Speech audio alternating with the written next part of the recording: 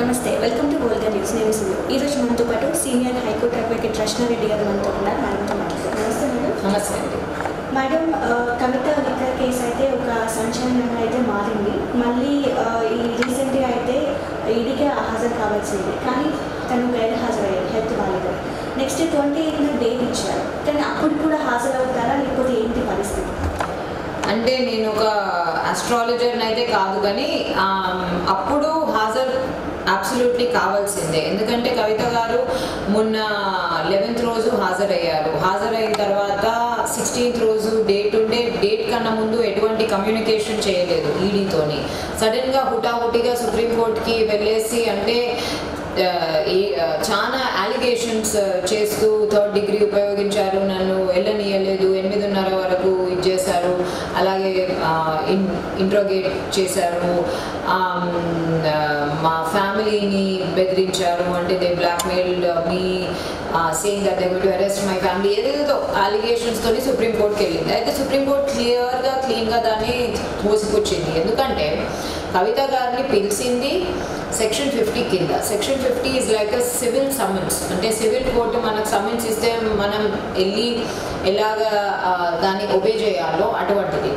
అయితే మీరు సెక్షన్ 50 కింద ఇచ్చిన సివిల్ సమ్మన్స్ని, where the enforcement investigation is converted into a civil court, మీరు దానికే మీరు 3rd డిగ్రీ ఉపయోగించారని అంటే మనం చెప్పడానికి కూడా నమ్మసక్యంగా ఉండాలి. అంటే ఇప్పుడు అందుకోసం సుప్రీంకోర్టు క్లియర్గా ఇది అర్జెన్సీ కింద తీసుకునేదే కాదు, దీంట్లో అర్జెన్సీ ఏమీ లేదు, మాకు ఇప్పుడు టైం లేదు, మేము 24వ తారీఖు తింటాము అని చెప్పేసి మొన్న తోసిపుచ్చింది.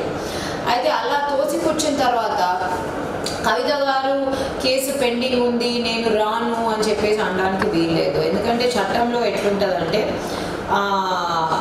ఒక ప్రొసీడింగ్ స్టార్ట్ అయినప్పుడు ఆ ప్రొసీడింగ్కి విరుద్ధంగా మీరేమన్నా కోర్టులను అప్రోచ్ అయితే, ఇక్కడ మీరు సుప్రీంకోర్టుని అప్రోచ్ అయ్యారు, ఆ స్పెసిఫిక్ కోర్టులో మీకు ఏదైనా మధ్యంతర ఉత్తర్వులైనా లేకపోతే ఇంటరిమ్ ఆర్డర్స్, అంటే ఒక రిలీఫ్, ఇప్పుడు సుప్రీంకోర్టు ఆ రోజు జోక్యం చేసుకొని ఈడీని డైరెక్ట్ చేసి ఉండొచ్చు, మీరు 24 వరకు మీరు డోంట్ ఇంట్రోగేట్ హర్, లేకపోతే తన ఇంట్రోగేషన్ మీద ఈ కేసు అయిపోయిన దాకా స్టే అని చెప్పేసి ఏదైనా ఇష్యూ చేస్తుంటే అప్పుడు ఈడీ ఇంట్రోగేషన్ ఏదైతే ఉందో తప్పు అవుతుండే.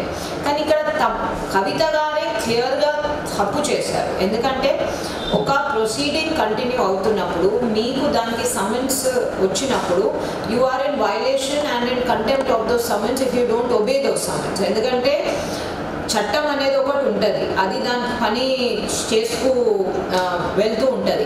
దాన్ని ఆపడానికి మీకు అదే చట్టానికి సంబంధించిన న్యాయస్థానాల నుంచి ఎటువంటి రిలీఫో ఇంటరిమ్ మెజరో మధ్యంతర ఉత్తర్వులో రాకపోతే మీరు ఖచ్చితంగా దాన్ని ఉల్లంఘన చేస్తున్నట్టే. అంటే నాకు జ్వరం వచ్చింది సరదని అని అంటే సరిపోదు, ఎందుకంటే హెల్త్ బాగాలేదు వాళ్ళు అంటే ఆ రోజు ఈడీ పెద్ద మనసు చేసుకొని తనను సరే మీరు ఇవాళ రాలేరు, మేము మిమ్మల్ని క్షమిస్తున్నాము, 20వ తారీఖు రాండి అని అనాల్సిన అవసరం లేదు. అవుట్ రైట్గా they could have taken a coercive step, taken her into custody, health బాగాలేదా మేమే చూసుకుంటాము అని చెప్పేసి వాళ్ళ హెల్త్ ఆఫీషియల్స్తోనే చూడండి అని అనేవాళ్ళు. సో ఈడీ చేయగలిగింది చాలా ఉండే, కానీ ఇక్కడ పెద్ద మనసుతోని వాళ్ళు మీరు 20వ తారీఖు రాండి అని అన్నారు. అయినా కానీ మళ్ళీ వాళ్ళ సుప్రీంకోర్టుకి హుటాహుటిగా వెళ్ళి అర్జెన్సీ పెటిషన్ని మళ్ళీ రీఐటరేట్ చేసింది. మళ్ళీ రీఐటరేట్ చేసినా సుప్రీంకోర్టు క్లియర్గా ఒకటే అన్నది, 24వ తారీఖుకి రా, దానికన్నా ముందు కనపడకు అని చెప్పేసి.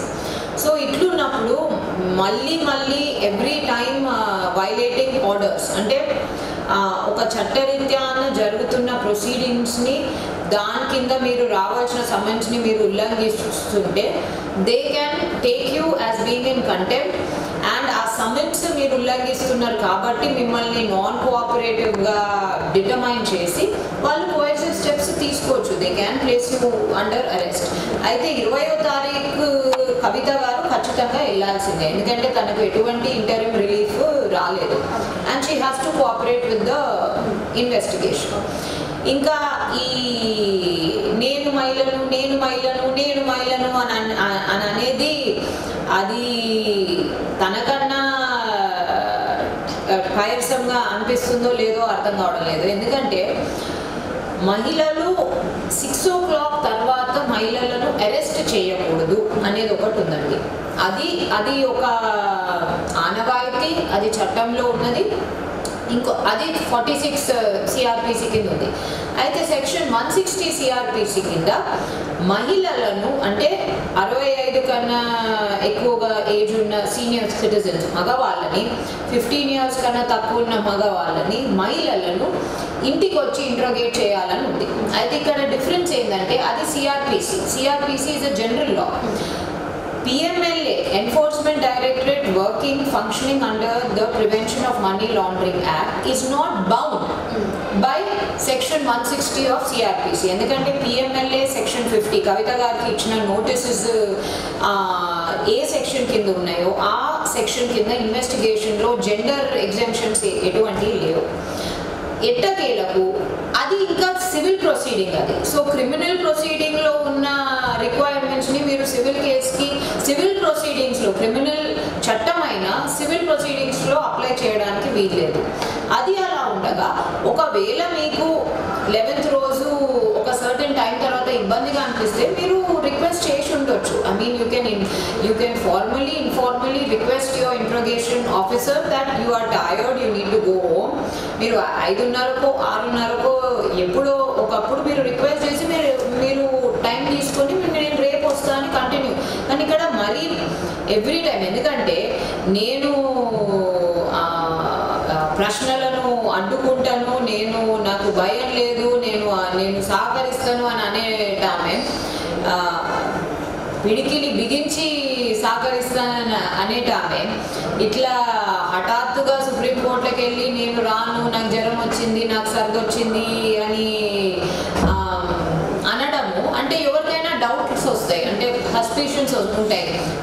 ఈమె ఏమైనా హైడ్ చేసేది ఏమన్నా ఉందా, ఏమైనా కాస్ట్ పెట్టుకున్నాడు ఏమన్నా ఉందా. ఇప్పుడు మీరు you are a public representative, మీరు పొలిటికల్ పర్సన్, మీరు ఒక స్పెసిఫిక్ బ్రాండ్ ఆఫ్ పాలిటిక్స్ని మీరు రిప్రజెంట్ చేస్తున్నారని అంటున్నారు. మీరు దాని ప్రకారమే మీరు ఈ రిప్రజెంటేషన్ కూడా కొనసాగిస్తే ప్రజలకు నమ్మకము లేకపోతే ఇంకేదో వాట్ ఎవర్ ఇట్ ఈస్ ప్రజలు ఇచ్చేస్తారు. సో ఇక్కడ మీరు ఒక దిక్కు నాకు భయం లేదు అని అంటూనే మీరు తప్పించుకుంటున్నారు చూడండి, అక్కడ ప్రజలకు ఖచ్చితంగా డౌట్స్ అనేవి వస్తాయి. అండ్ ప్లస్ అంటే బేసిక్ అండి చట్టంలో ఇంత పెద్ద మొత్తం ఎవిడెన్స్ ఎవరైనా ఈ పార్టీ ఆ పార్టీ ఏ పార్టీ అయినా ఫ్యాబ్రికేట్ చేయరా. ఎవరు ఆమెను ఫోన్లు ధ్వంసం చేశారని అంటున్నారు. ఆ అలిగేషన్ ఎక్కడి నుంచి వచ్చింది? అక్కడ ఏదో జరుగుంటే తప్ప అలిగేషన్ రాదు. And there is a saying in English, there is no smoke without fire. So ఏదన్నా జరిగి ఉండి మీరు దాంట్లో మీ ప్రమేయం లేకుంటే ఏమీ జరగదు. ఏమైనా జరుగుంటే అందుకనే ఈ అలిగేషన్స్ వచ్చాయి. సరే మీరు ప్రూవ్ చేసుకోండి, క్లియర్ చేసుకోండి. మేడం, కవిత అయితే ఢిల్లీలో ధర్నా చేస్తున్నారు మహిళల రిజర్వేషన్ కోసం. అంటే ఈడీ కేసు ఉంది, తప్పుడు పట్టించడానికి ఏమైనా ఈ ధర్నా ఏమైనా చేస్తున్నారు అనుకోవచ్చా? అయితే ఇక్కడ ఒక ఇంట్రెస్టింగ్ ఇది చెప్పాలి మేడం. మొన్న 11th రోజు ఇంట్రోగేషన్ అయినప్పుడు దానికన్నా అసలు 10th రోజు ఉండే ఇంట్రోగేషన్. 10th రోజు తన ధర్నాను ఏదో పెట్టుకుంది. అయితే దానికన్నా ముందు నాకు ధర్నా ఉంది, నేను రాలేను, నేను 15 తర్వాత వస్తా అన్నది. వాళ్ళు 15 లేదు ఏం లేదు, మీరు 11th రోజు రాని అన్నారు. అయితే ఆ 10th రోజు ఇచ్చే ఎగ్జామ్షన్ కూడా చాలా రేర్. ఈడీకి అసలు ఇవ్వాల్సిన అవసరం లేదు. ఎందుకంటే ఈ పొలిటికల్ యాక్టివిటీస్ ఇక్కడ పోయి మాట్లాడాలి, అక్కడ పోయి మాట్లాడాలి, ఇక్కడ పోయి ఈ చెట్టు కింద కూర్చోవాలి, ఆ చెట్టు కింద కూర్చోవాలి, ఈ ధర్నా ఆ ధర్నా, they are not considered important, serious, required and urgent activities. Like ఇప్పుడు అంటే లైక్ ప్రొఫెషనలీ అయినా లేకపోతే you are bedridden, you are hospitalized, something like that. కానీ ఈ పాలిటీషియన్స్ చేసి పనులు ఏదో ఉంటాయి. ఎందుకంటే పాలిటీషియన్ వాళ్ళు ఉద్యోగాలు వేసి రాత్రి దాకా ఏదో ఒకటి చేస్తూనే ఉంటారు. సో ఈ కార్యక్రమాలు ఏవైతే ఉన్నాయో they are not considered necessarily important to forsake a criminal investigation. So అందుకని ఆ రోజు అసలు వాళ్ళకి అసలు టైం ఇవ్వాల్సిన, నాకు ధర్నా ఉందని చెప్తే కూడా సరే అమ్మా నువ్వు నీ ధర్నా ఇంకో రోజు పెట్టుకో, ఇవాళ 10వ తారీఖు రా అని అవకాశం ఉంటుండే. But they did not. వాళ్ళు కూడా పెద్ద మనసు చేసుకొని 11th ఇచ్చేశారు. సో ఈ మహిళల ధర్నా అంటే ఉట్టి ఆ ధర్నా పర్స్పెక్టివ్కే రావాలంటే 9 years నుంచి కవిత గారు ఈ 9 yearsలో 5 years అయితే ఎంపీగానే ఉండే. ఒక్కసారి కూడా ఎంపీగా ఉన్నప్పుడు నాకు తెలిసి, అంటే నాకు చాలా మంది కూడా చెప్పారు, ఒక్కసారి కూడా విమెన్ రిజర్వేషన్స్ 33% గురించి దేని గురించి ఎప్పుడు మాట్లాడలేదంట. వాళ్ళ బీఆర్ఎస్ పార్టీలో వాళ్ళ ఫాదర్ పార్టీలోనే ఫస్ట్ టర్మ్ మొత్తం ఒక మహిళా మినిస్టరే లేదు. క్యాబినెట్ ఇంకో ముచ్చట క్యాబినెట్లో లేని మినిస్టర్ కూడా లేరు. ఎమ్మెల్యేల ఒక 6-5 ఉండే. ఈ టర్మ్లో అందరూ తిడుతుంటే ఒక 2 మినిస్టర్లను చేశాడు. అండ్ ఎమ్మెల్యే ఇంకా తక్కువ అయిపోయారు. ఈమెకేమో ఎంపీగా ఓడిపోగానే ఒక 2-3 నెలలకు ఎమ్మెల్సీగా చేసేసారు. సో కవిత గారు ఇప్పుడు చాలా కోయిన్సిడెంటల్గా, ఐరానికల్గా 33% విమెన్స్ రిజర్వేషన్ అనేది it just falls flat. It just is hollow, and this is nothing but an excuse to be in some kind of news in Delhi. So because this ED investigation is going on, మీరు ఒకటి notice చేశారో లేరో, next day investigation అంటే ముందటి రోజు ధర్నా ఉంది. నిన్న 16th రోజు రాండి మేడం సెకండ్ ఇంట్రోగేషన్ అంటే దానికన్నా ముందు రోజు ఏదో రౌండ్ టేబుల్ పెట్టుకుంది. మళ్ళీ ఇవాళ రేపో ఇంకేదో రౌండ్ టేబుల్ ఇంకేదో మీటింగో ఏదో పెట్టుకుంది. సో ఎట్లాగో ఢిల్లీకి వెళ్ళాలి, ఎట్లాగో అక్కడ ఉండాలి కాబట్టి షీస్ పాసింగ్ హర్ టైం.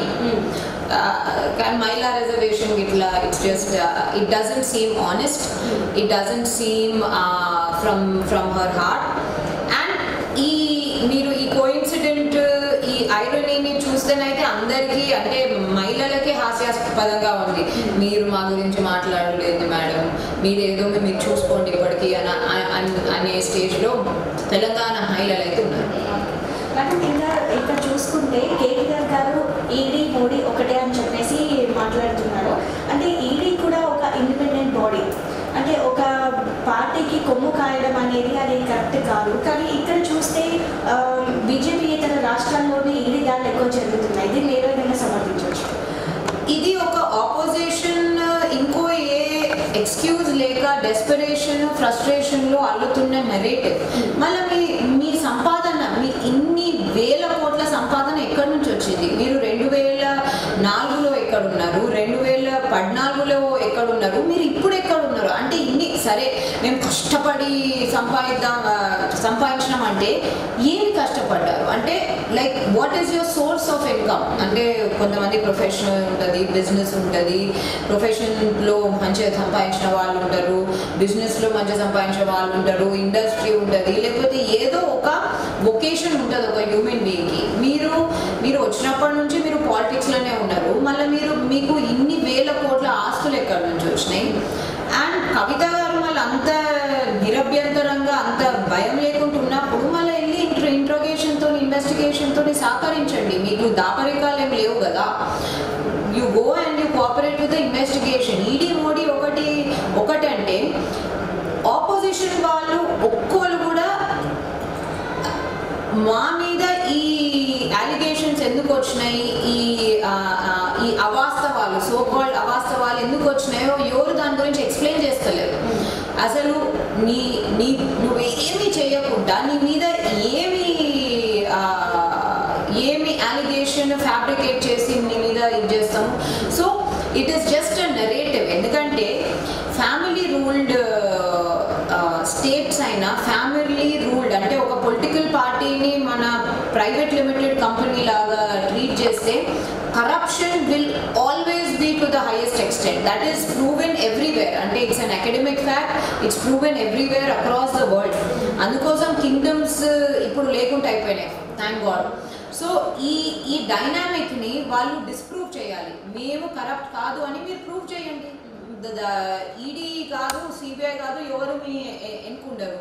అంటే ఇప్పుడు కవిత గారే ఒక నేషనల్ టీవీలో ఒక ఇంటర్వ్యూలో అన్నది, భారతీయ జనతా పార్టీ వాళ్ళే భ్రష్టాచార్ కర్ సక్తే లేకిన్ మేనే కర్ సక్తి. అంటే